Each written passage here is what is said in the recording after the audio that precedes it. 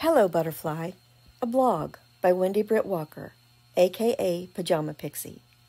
With apologies to my high school drama teacher who worked so hard for so many years to rid me of my Texas accent. I'm afraid I could have used 4 more years of your tutelage, Miss Calico. February 20th, 2024. Look deeper.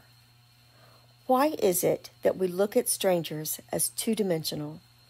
We allow a person's outward appearance, their mistakes or indiscretions, their struggle, circumstance beyond control, sexual orientation, what pronouns they use, illness, religion, job description, or whatever, to completely define them in our eyes.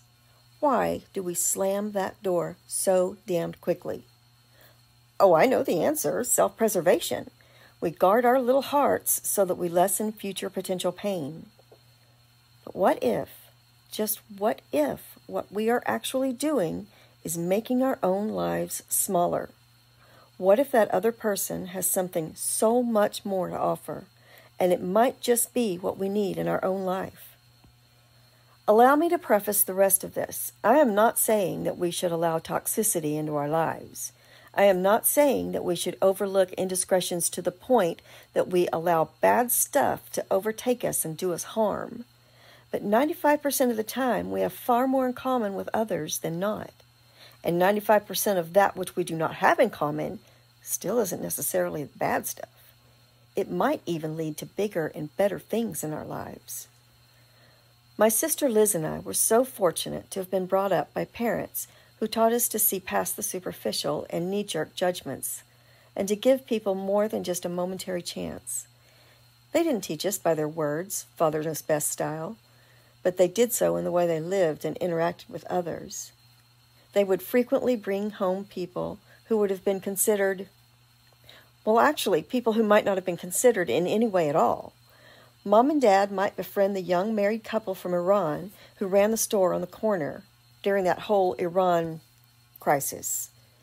So if Dad saw one of his students who had come from out of town for his or her education might be struggling, he would bend over backwards to help find them an apartment, get them into a group of friends, and maybe sometimes that apartment would be our converted garage. Lee College, where my dad taught American history, was one of the first colleges in Texas to offer college-level classes in prisons. Every weekend during the semester, he and about 5 other teachers would drive about 3 hours to Huntsville to teach classes to inmates.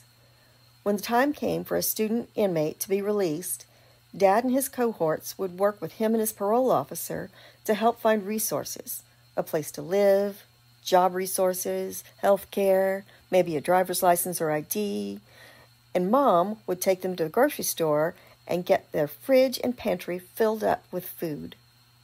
And if housing was an issue for some reason, very often these former inmates would come to live with us for a while.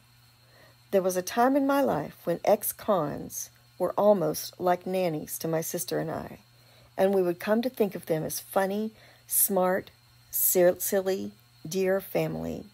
They loved us like brothers and sisters. And it went beyond eggs and beds and Funyuns. These men would be invited to any and every party, family event, holiday. To this day, I can remember almost all of their names: Henry, Basilio, Danny, Harvey, Harold, John, Hank.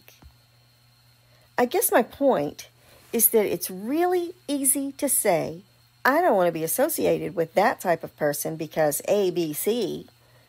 But when we block people out based on instant first impressions, we potentially miss so much. We miss their gifts, their humor, their spirit, their knowledge. And we not only miss the opportunity to be of service to someone, but we miss the chance to connect with someone on a deep, lasting, fulfilling, and even life-changing level. We rob ourselves when we are so quick to judge others. We need to give people time and space to get to know us, and for us to get to know them, and for each to decide whether the other has a place in our lives.